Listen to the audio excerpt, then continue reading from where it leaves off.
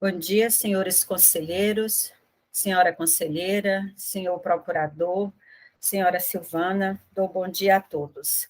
Verificado a existência do quórum regimental, nos termos do artigo 52 do regulamento do Conselho de Recursos Tributários, e também com base na portaria do CONAT, número 140/2020, declaro aberta a quinta sessão ordinária. E, na forma regimental, eu pergunto se tem alguma retificação da ata que foi disponibilizada para aprovação ontem no WebDrive, nos e-mails. Não há nada, então considera-se aprovada a ata. Teve processo ontem, Silvana, para hoje, para ser aprovada a resolução? Sim, senhora presidente. Pode anunciar. É o processo 347/2012, empresa Lei Distribuidora de Imóveis, resolução doutora Elineide, que enviou. Certo, então está para aprovação essa resolução. Então, passamos ao julgamento dos processos.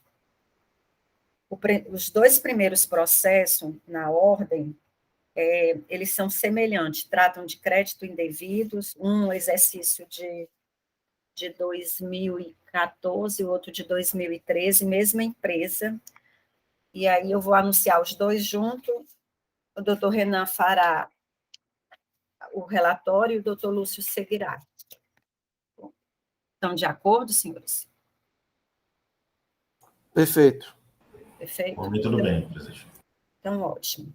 Então, processo de número 1.3052/2015, auto de infração 2015, 16008, recorrente, célula de julgamento de primeira instância, recorrido Nordeste Industrial de Derivados de Animais Limitada, relator o conselheiro Renan Cavalcante Araújo. Processo de número 1.3053/2015, auto de infração 2015-16007, recorrente célula de julgamento de primeira instância, recorrido Nordeste Industrial de Derivados de Animais Limitada.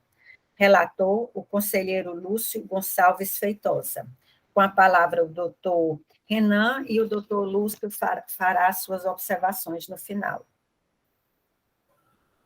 Bom dia a todos, é um prazer estar retornando aqui às atividades do CONAT, já voltando aí com uma relatoria. Tem algumas pessoas aqui que eu não tive o prazer de trabalhar antes, então é um prazer conhecê-los, espero vir cada vez mais vezes participar aqui das discussões, sempre são muito boas. Então, presidente, o processo aqui, ele trata do seguinte, de crédito indevido decorrente da entrada de mercadorias isentas, não tributadas ou em regime de substituição tributária. Segundo o fiscal, o contribuinte teria se creditado de um crédito que não teria direito, de acordo com o convênio 100 de 97. Segundo o fiscal, o benefício de isenção foi concedido ao contribuinte por meio do convênio 197, acordado entre os estados com base na Lei Complementar 2775, e foi incorporado pela legislação do Ceará através do decreto 24569. Nos termos desse artigo, do artigo 9 desse diploma, a isenção teria acarretado o estorno de créditos, mas o contribuinte não fez isso. Ele deu saída a mercadorias isentas e não estornou os créditos, porque, segundo ele, eles teriam direito à manutenção desse crédito. Então, na folha 21 e seguintes, eles apresentaram impugnação, onde ele alegou basicamente a ausência de provas para verificação do ilícito, a não comprovação da repercussão da falta de recolhimento do ICMS e o caráter confiscatório da multa. O julgador de primeira instância, nesse processo inicialmente, ele julgou nulo por falta de provas, tá? Então, submeteu ao reexame necessário, que posteriormente, na segunda instância, a segunda Câmara entendeu que havia sim a documentação necessária, todas as provas estariam lá. Todas as notas fiscais que comprovavam o ilícito estavam lá. Quando o processo retornou para julgamento em primeira instância, o que aconteceu? O julgador entendeu que o processo seria nulo, não por falta de provas, mas por falta de competência da autoridade fiscal. Porque, segundo o julgador de primeira instância, essa ação foi uma ação fiscal restrita, quando, na verdade, no entender dele, seria necessário uma auditoria fiscal plena para verificar a questão de crédito indevido, porque o crédito indevido não está no rol de autorizações da ação fiscal restrita. Ele elenca lá os dispositivos do artigo 2º, parágrafo 1º, incisos 1 a 6 do decreto 29.978/2009. No mesmo sentido, é a Instrução Normativa 49/2011, que dispõe sobre os procedimentos relativos às ações fiscais. O ato designatório da ação fiscal, mandado de ação fiscal, apresentaria um vício irrecuperável, porquanto determina a realização de auditoria fiscal restrita, tendo por motivo o aproveitamento de crédito indevido. Como não consta nesse rol estabelecido, ele entendeu pela nulidade. A assessoria processual entendeu também no mesmo sentido pela nulidade, e o parecer, a priori, foi adotado pela Procuradoria, presidente. É o que tem a relatar do processo.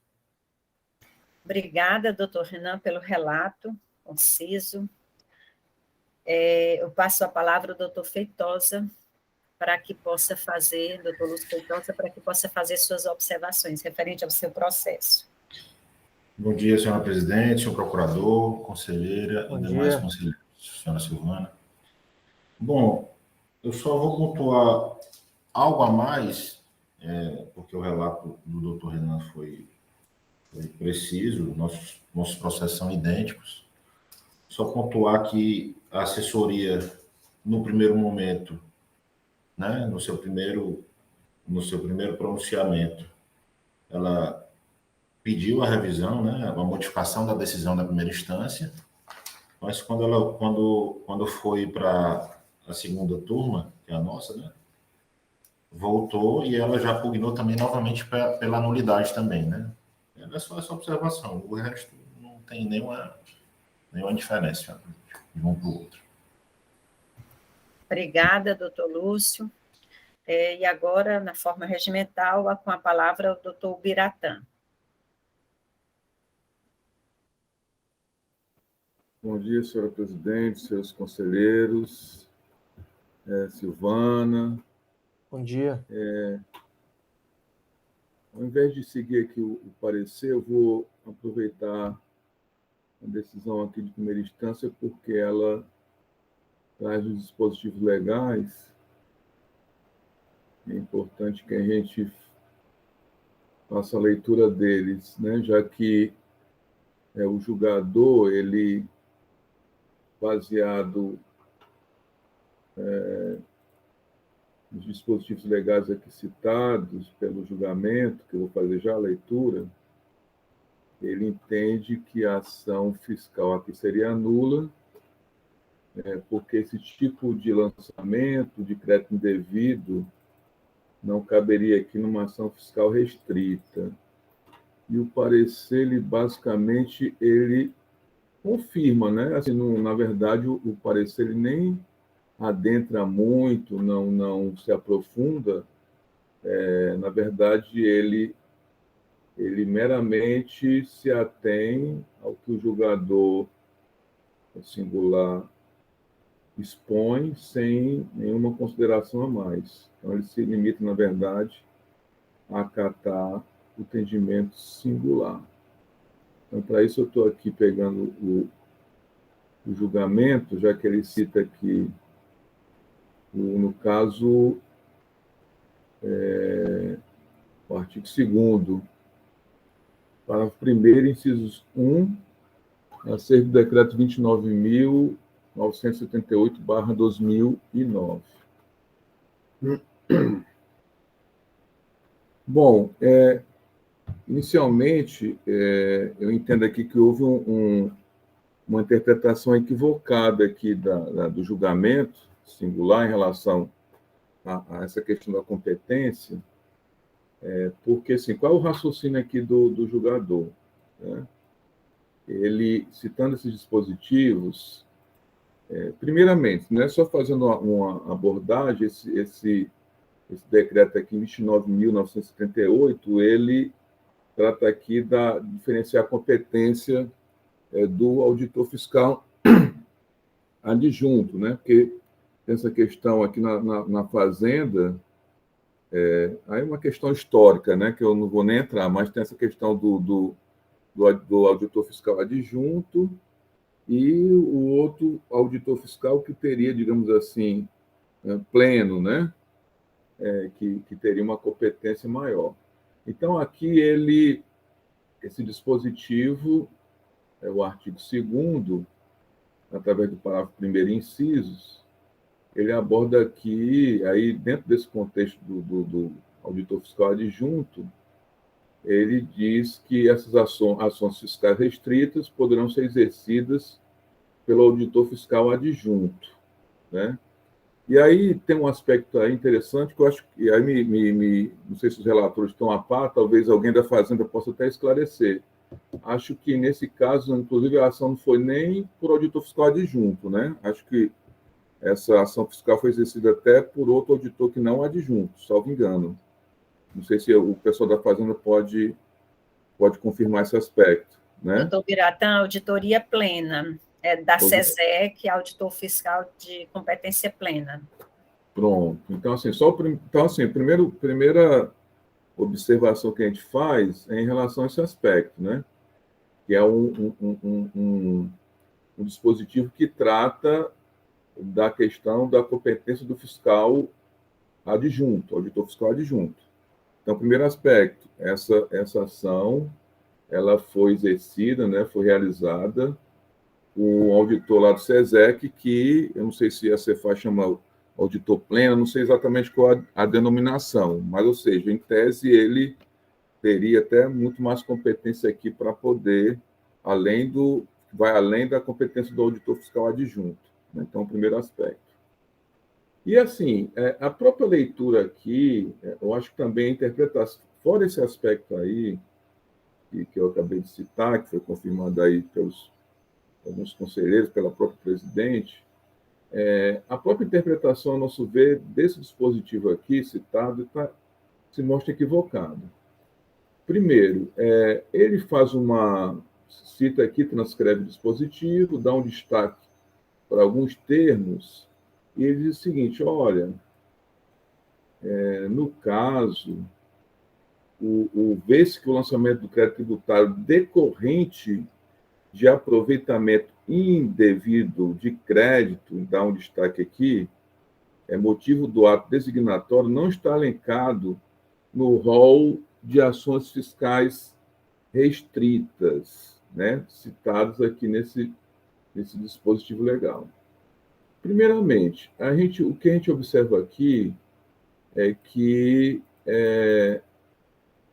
as ações fiscais restritas são procedimentos decorrentes de lançamento de crédito tributário. Então, assim, primeiro, você não vê aqui nenhuma restrição em relação à questão, não há uma menção a crédito indevido, porque, na verdade, é um termo genérico, lançamento de crédito tributário. Então, em tese, o lançamento de crédito tributário pode ser de crédito indevido. Então, assim, se eu tenho um crédito indevido, esse crédito, o contribuinte, ele se aproveitou de um crédito que não é dele e o Estado deixou de receber o ICMS decorrente desse crédito indevido, logicamente, ele entra dentro do escopo do lançamento do crédito tributário. Tudo é um crédito tributário. A multa autônoma é um crédito tributário, se for devida, né?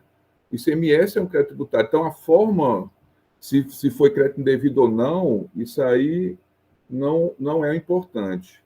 As restrições em relação à ação fiscal restrita estão muito claras aqui. Então, diz o seguinte, lançamento de crédito tributário decorrente de fiscalização de mercadoria em trânsito. Aí vai lá. No inciso 2, ele diz o seguinte, lançamento de crédito tributário referente ao imposto sobre circulação de mercadoria, sobre prestação de serviços, em operações de prestação sujeita à substituição tributária, antecipação tributária, diferencial de alíquota. No caso aí, salvo engano, é substituição tributária. Não é isso? Assim como referente à comprovação de benefícios fiscais, inclusive em operações e prestações destinadas à zona de livre comércio, operações com comércio exterior e tudo mais. Aí tem uma observação interessante no final desse inciso 2, diz o seguinte: desde que não configure auditoria contábil e financeira e não caracterize a ação fiscal de natureza plena. Então, o que eu tenho aqui? Eu posso, no inciso 2, lançar o crédito tributário referente ao ICMS, tá? Relativo a operações e prestações sujeitas à substituição tributária, salvo engano é o caso, né? Me corrija aí os relatores, essa isenção, mas, enfim, é sujeito à substituição tributária, antecipação, desde que não configure auditoria contábil e financeira. Salvo engano aí, houve só um cruzamento dos registros fiscais, não houve aí uma análise contábil e financeira. Aí eu também gostaria de ter essa confirmação, mas me parece que aí que foi o fiscal, com base nas informações fornecidas pelo contribuinte, informações transmitidas pelo contribuinte, né? Informações fiscais, ele fez aí o cruzamento e chegou à conclusão desse crédito indevido. Sim, doutor Biratã, é isso mesmo. Confere. Pois é, então, assim, não teria... Então, assim, o que eu quero dizer? Eu quero dizer o seguinte: ainda que eu pegue aqui, eu entenda que esse dispositivo aqui seria aplicável, né? Aqui eu vou considerar aqui que aqui foi uma ação, né? Qual é o fundamento aqui? Deixa eu ver, até me perdi aqui no fundamento do julgador. Deixa eu só ler aqui o fundamento, só um instante aqui.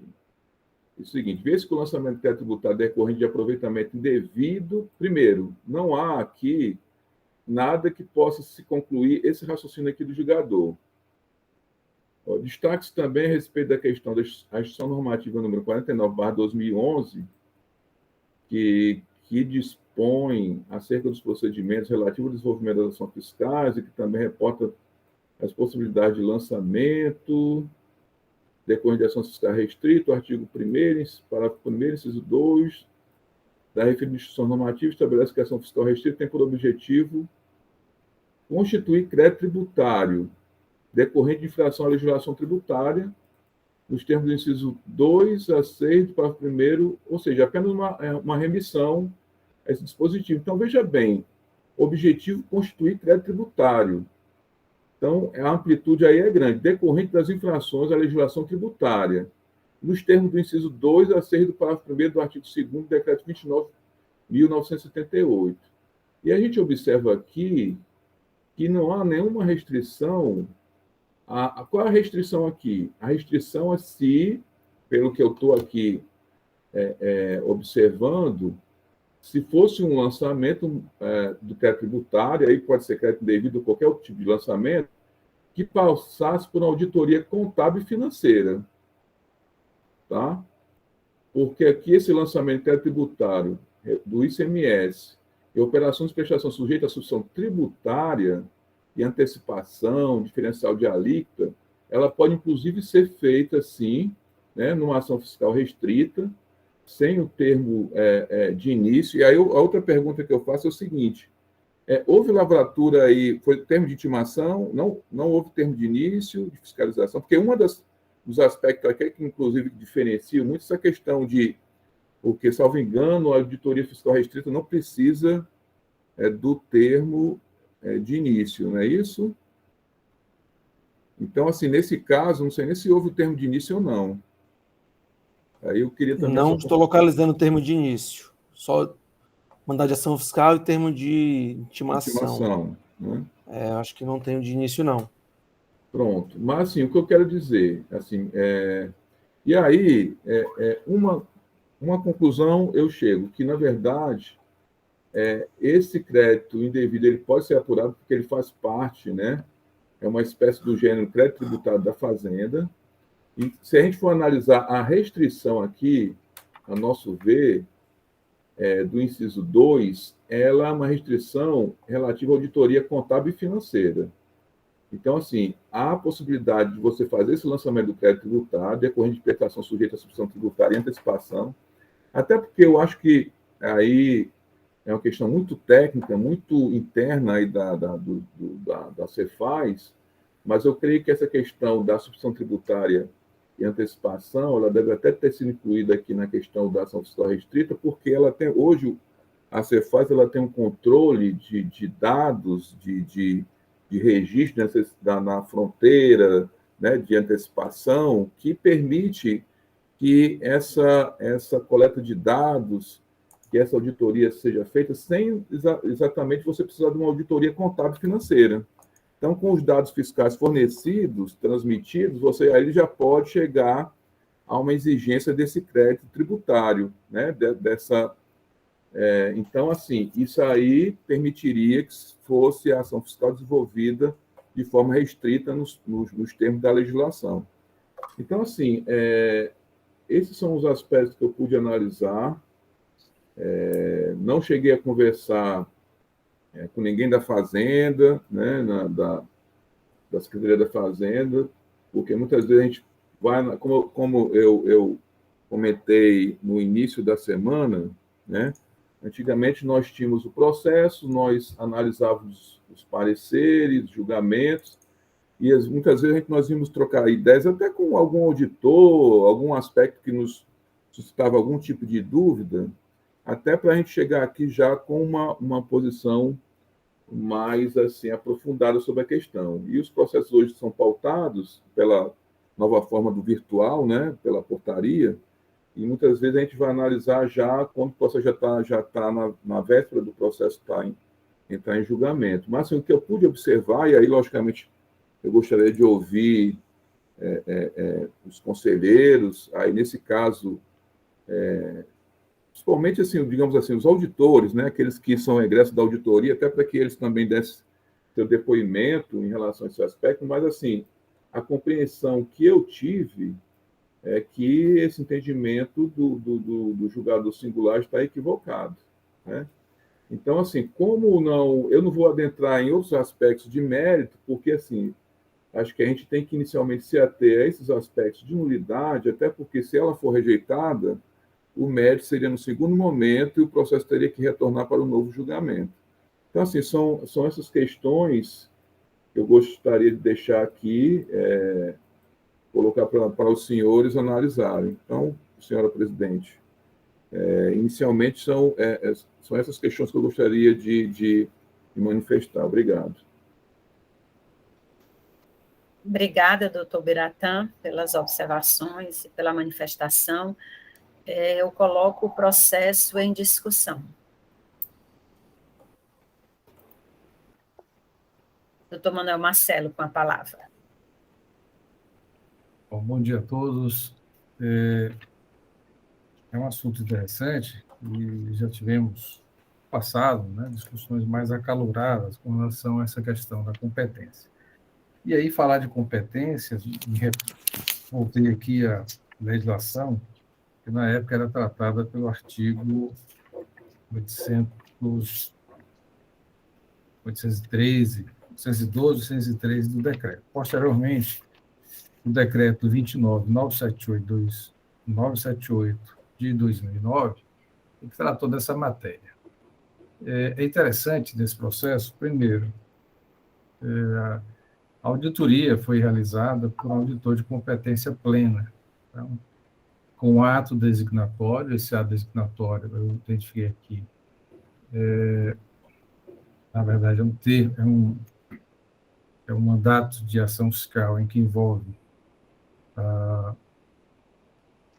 no caso específico, mandado de ação fiscal com o objetivo de executar auditoria fiscal restrita, o motivo, fiscalização de antecipação de registro, aproveitamento de semestre de crédito, que é o que motivou a ação fiscal, e, no caso, a doutora Vládia Braga Pinto, auditora, competência plena para executar a ação fiscal, designado também por autoridade de competência, no caso, o supervisor da auditoria.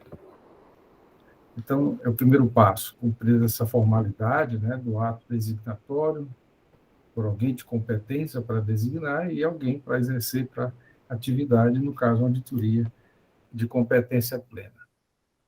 Observando aqui o decreto, a gente percebe que, no seu artigo 1º,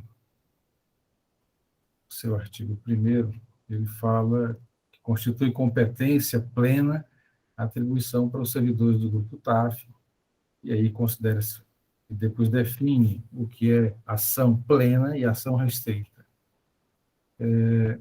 O que diferencia, senhores? Primeiro, requisito. Se eu tenho uma autoridade que designou a ação, uma autoridade competente para realizá-la, nós entramos na segunda etapa.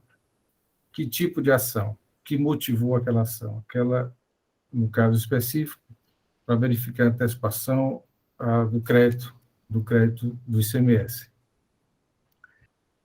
Nessas situações, a própria legislação dispensa a lavratura do termo de início de fiscalização. É algo pontual, específico, diretamente, ou seja, o agente fiscal ele chega ao estabelecimento já com praticamente todos os elementos obtidos com base no cruzamento de dados, laboratório fiscal, e vai verificar se, de fato, aquele indício, aquele momento anterior que foi planejado aquela ação fiscal, se, de fato, há alguma irregularidade. Então, entendo que essas formalidades elas foram cumpridas pela competência do auditor, que designou aquele que está executando, e o mandato de ação fiscal, né, que vincula ou estabelece exatamente aquela atividade. Um questionamento que se fazia muito era: esse auditor de competência plena para designar crédito devido, ele poderia fazer um levantamento de estoque? Aí não, aí a gente percebe que há uma limitação. Ele não tem essa amplitude, né, de uma auditoria plena, porque ele foi designado especificamente para ver a questão do crédito tributário. E parece que foi isso que foi feito, foi executado nesse sentido. Onde é dispensada a lavratura do termo de início, apenas o termo de intimação. A própria legislação, no capítulo que trata da ação fiscal, estabelece, né, que algumas ações são exigidas o termo de início e outras a possibilidade apenas o termo de intimação. E relaciona, inclusive, a verificação. O artigo 825, para ser mais preciso, dispensava a lavratura do termo de início e conclusão de fiscalização. E aí aqui ele fala de atraso, falta de recolhimento, baixa, saída de mercado, e relaciona várias situações. Naturalmente, nesse ponto específico, tendo que não havia necessidade de termo de início de fiscalização. E eu queria destacar um ponto aqui também. A própria ação normativa, no seu parágrafo 3º, se eu não me engano, ele diz o seguinte, que ao falar sobre auditoria fiscal, não estou localizando aqui, mas ele diz o seguinte, que o auditor de competência plena, ele pode, sim, fazer outras atividades, além dessas elencadas, ou ele tem uma competência maior, mais ampla do que o auditor adjunto. Né?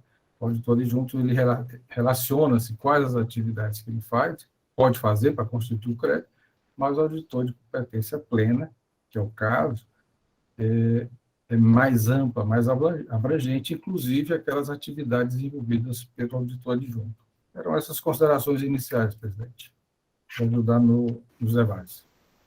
Obrigada, doutor Marcelo. E aí, só observando, doutor Marcelo, que o artigo que o senhor falou do decreto 24569, é o 825, inciso 1, traz exatamente essa possibilidade de fazer ação fiscal restrita nesse aspecto. Só para contribuir aí com os debates. Mais alguém deseja falar? Qual dispositivo, presidente? A senhora mencionou? O 825 do regulamento, inciso 11. Tá. Ele traz antecipação do registro ou aproveitamento do crédito indevido. exatamente esse, especificamente a motivação exatamente do mandato de ação fiscal, que trata exatamente de antecipação de registro, aproveitamento indevido de crédito fiscal.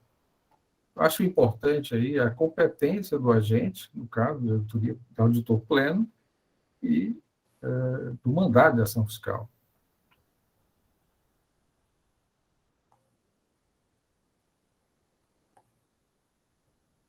O processo continua em debate.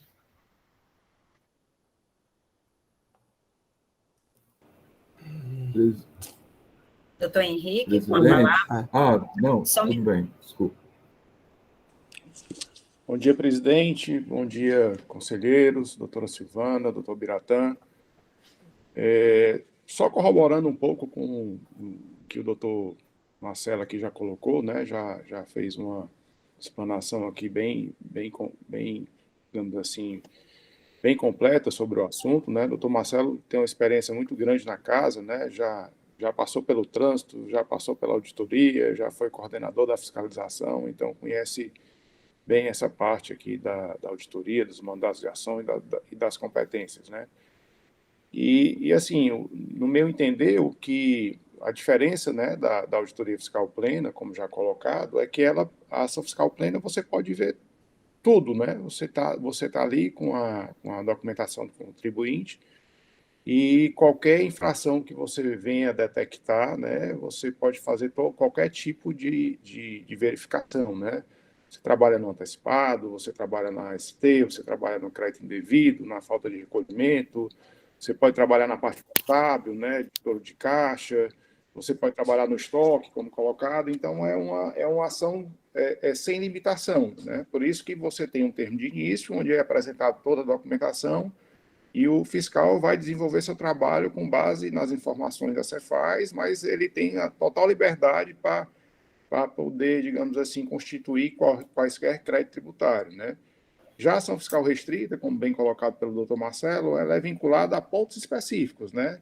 Normalmente decorre já de um relatório, né, que é apurado pelos, digamos, nossos controles da Secretaria da Fazenda, onde você já detecta de antemão que existe pelo menos alguma divergência, né, entre as operações informadas pelo contribuinte e o que está efetivamente na escrituração fiscal da empresa, e ele limita aquela ação fiscal aos motivos, né? No caso presente, se eu não me engano, o mandato fala de antecipação e crédito indevido, se eu não me engano, não é isso?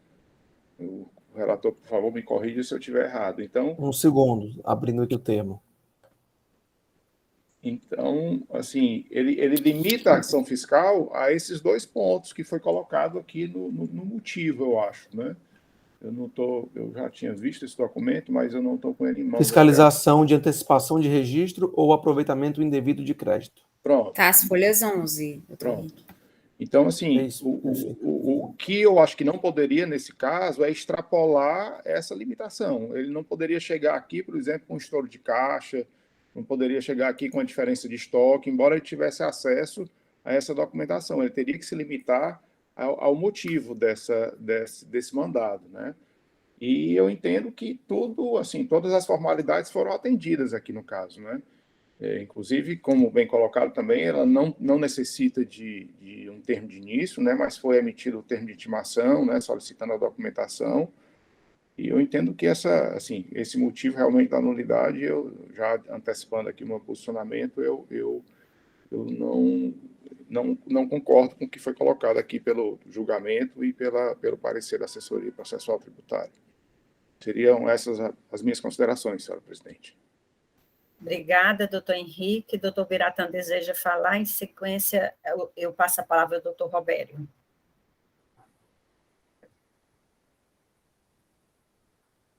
Doutor Biratã.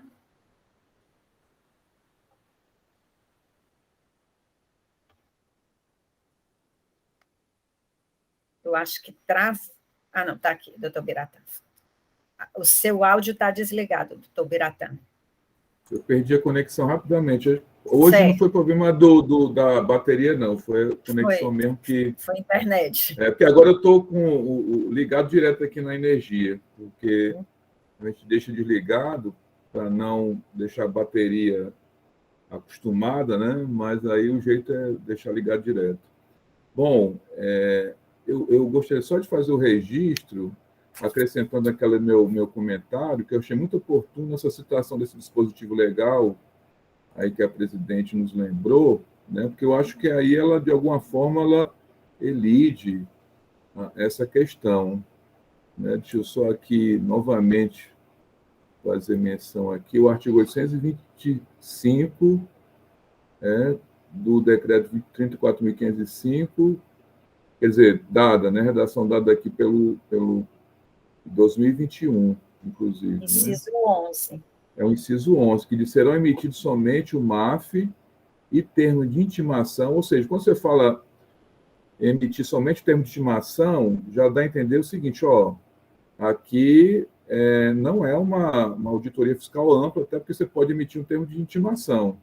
Então, é algo restrito, né? Então, assim, e é exatamente a hipótese aqui, né, quando você vai para o inciso 11, e eu não tinha essa informação, foi trazida aqui em complemento, eu acho que aí acaba elucidando bem a questão, por isso que eu estava até fazendo todo aquele cotejamento, mas, ao meu ver, esse dispositivo aqui ele é bem elucidativo, né? Quando ele diz antecipação do registro ou aproveitamento indevido do crédito fiscal. Né?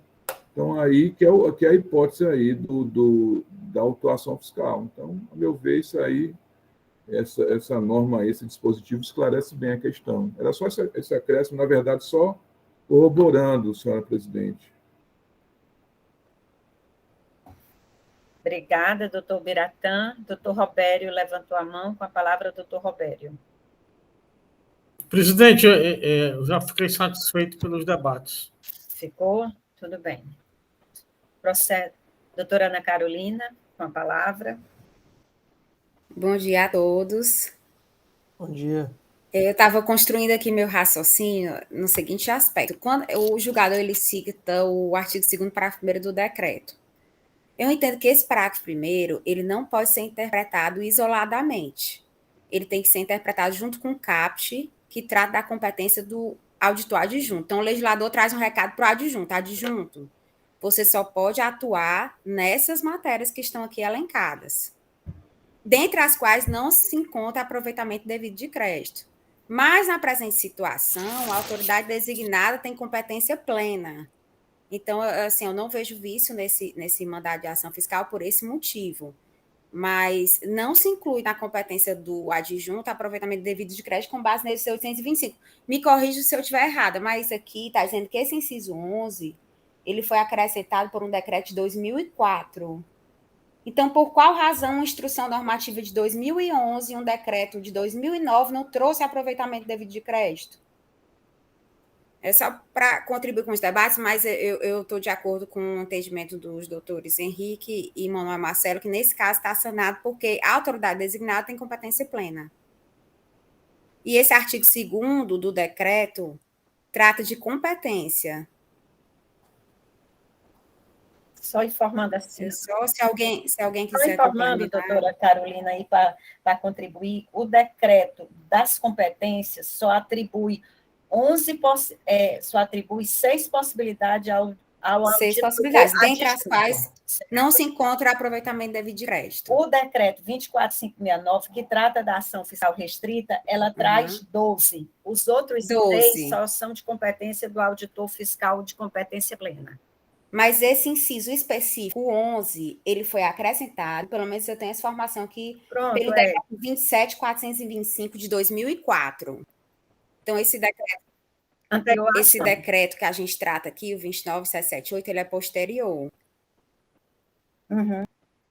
Mas, assim, isso não vai afastar meu entendimento de que, nesse caso, não há vício, que a autoridade designada tem competência plena. Está suprido qualquer vício. Obrigada, doutora Ana Carolina. Doutor Robério, com a palavra. Voltei ao tema aqui com as considerações da conselheira Ana Carolina. Na verdade, eu tenho um agente que tem competência. o cargo dele engloba a competência para o ato que praticou. Agora, eu queria que os senhores conselheiros do fisco, ou mesmo a senhora presidente, me explicarem qual a razão de existir uma ordem de fiscalização restrita. Por que ela é restrita e não é ampla? Né?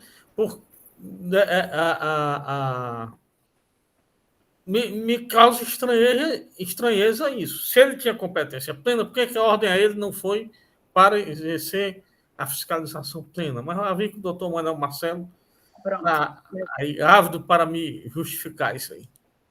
Doutor Manuel Marcelo foi nosso coordenador de fiscalização durante muito tempo, muito desse projeto, inclusive o próprio sistema nasceu na época que o doutor Marcelo estava na coordenação. Então, eu ia falar, mas ninguém mais com autoridade do que o doutor Manuel Marcelo para tratar desse assunto. Com a palavra, doutor Manuel Marcelo. Obrigado, Elineide, mas tentar resgatar um pouquinho. Doutor Robério, existe um planejamento das ações fiscais anuais, né, em que cada exercício se faz planejamento para definir quais as prioridades, quais ações fiscais a serem desenvolvidas naquele exercício. No decorrer das atividades da fiscalização, existem várias demandas, informações de outros fiscos sobre determinados assuntos, determinadas empresas, e isso demanda ação fiscal junto a esse contribuinte. No passado, ao sair com ação fiscal plena, onde você poderia observar e verificar toda e qualquer matéria, acaba repercutindo, ou implicando, ou impedindo o planejamento dessa empresa no exercício seguinte, ou no momento posterior. Para esses casos, nós teríamos que sair com uma ação de repetição de fiscalização, ou seja, já que houve a fiscalização plena no passado, para verificar um ponto específico, que era no caso, vamos pegar um caso de exemplo aqui, crédito indevido, para uma nova ação fiscal de um levantamento de estoque no exercício seguinte, teria que sair com uma portaria do secretário da Fazenda, porque entendia como uma repetição de fiscalização. Então, para atender essas demandas pontuais, crédito indevido, atraso, falta de recolhimento, informação que algum fisco de algum outro estado solicita, existe um projeto, que nós chamamos de projeto, mas são ações específicas, pontuais, para aquele objetivo, o que não caracteriza uma fiscalização plena. E isso, com essa ação específica, não impede que aquela ação que foi verificada especificamente o crédito devido, ela possa entrar numa programação, num planejamento de uma ação fiscal em profundidade ou plena no exercício seguinte. Basicamente, são esses os argumentos, né, que justificam esses projetos pontuais específicos e também uma celeridade maior. E crédito indevido, com os elementos que o agente fiscal já leva para a verificação, é uma coisa rápida, não leva 180 dias, no máximo 30, 60, se tiver já os elementos, e for direcionado exatamente para aquele propósito. Então, há essa diferenciação e evita a emissão de portarias de repetição de fiscalização no decorrer do exercício seguinte. Não sei se consegui explicar, doutor Roberto, mas essa foi a intenção, o projeto, o propósito das ações restritas. Nesse aspecto mesmo. E aí surgem, durante o ano, vários tipos de projetos a partir de índices.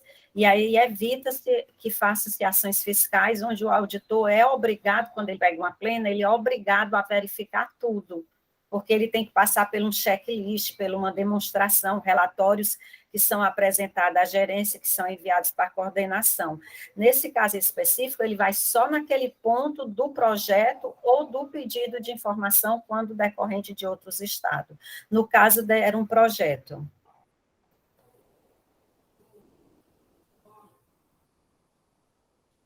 A mão. Só um para abrir aqui a fila. Não. Mais alguém deseja falar? Não.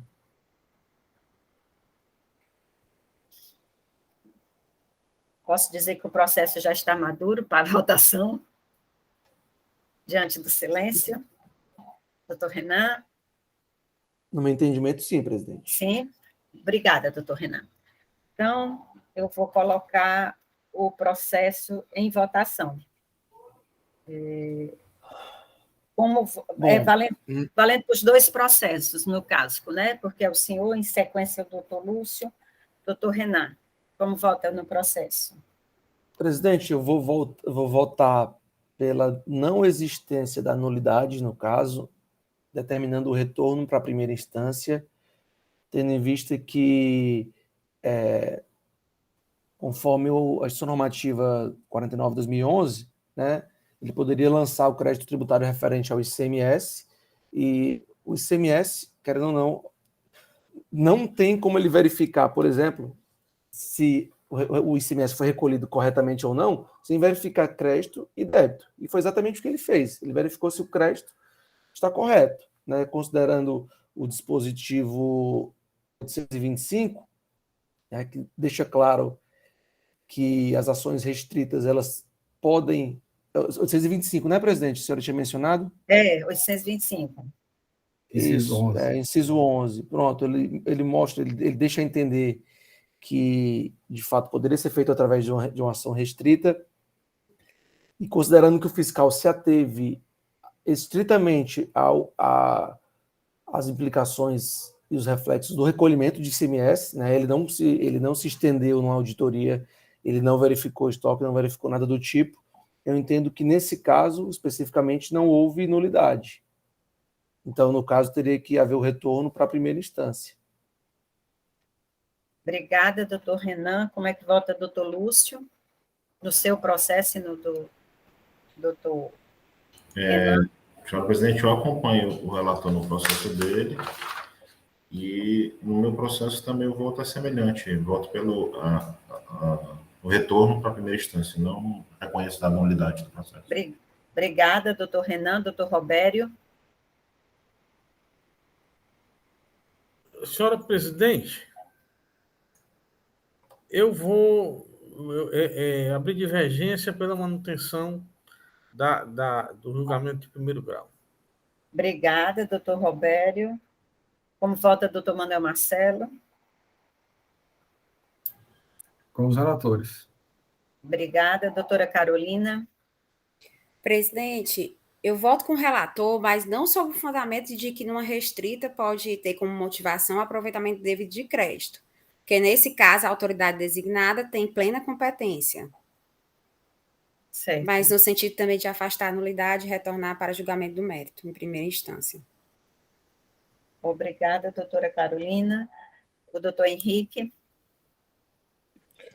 Presidente, eu voto com os relatores. Obrigada. Então, anunciando a decisão para os dois processos. A segunda Câmara do Conselho de Recursos Tributários, por unanimidade de votos, conhece do reexame necessário, dar-lhe provimento, no sentido de afastar a nulidade declarada nos termos do artigo 825.11 do Decreto 24.569/97, combinado com a Instrução Normativa 49/2011, e retornando o processo à primeira instância para novo julgamento. O conselheiro Robério Carvalho votou no sentido de acatar a nulidade declarada nos termos do parecer da Célula de Assessoria Processual Tributária. A nossa decisão foi contrária ao parecer, no entanto, foi de acordo com a manifestação oral do representante da douta Procuradoria-Geral do Estado. Doutora Carolina, poderia, se quiser fazer os motivos do fundamento do voto da senhora em separado, a senhora poderia passar para a Silvana. Silvana vai consignar em ata. Senhores conselheiros, temos mais dois processos, eu gostaria de dar 10 minutos de intervalo e aí retornamos. São 9h30, 9h40 a gente volta, tá bom para os senhores? Obrigada. Perfeito.